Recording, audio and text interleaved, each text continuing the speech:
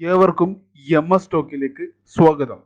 Indian ഫുട്ബോളിലെ സുപ്രധാനമായൊരു വാർത്തയാണ് ഇപ്പോൾ പുറത്തു വന്നിരിക്കുന്നത്. ഇനി സൂപ്പർ കപ്പിൽ ഒരു ടീമില്ല.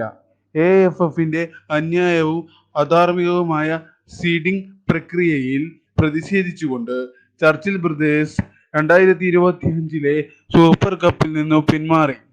ഐ ലീഗ് പട്ടികയിൽ ഒന്നാമതെത്തിയെങ്കിലും ഫുട്ബോളിലെ നിയമങ്ങളും മനോഭാവങ്ങളും സമഗ്രത എന്നിവയ്ക്ക് വിരുദ്ധമായി ഞങ്ങളുടെ ശരിയായ സ്ഥാനവും ട്രോഫിയും നിഷേധിക്കപ്പെട്ടു എന്ന് ക്ലബ്ബ് പറഞ്ഞതായി ഗോവയിൽ നിന്നുള്ള പ്രശസ്ത മാധ്യമപ്രവർത്തകനായ മാർക്കസ് മെർഹലാവോ റിപ്പോർട്ട് ചെയ്യുന്നു.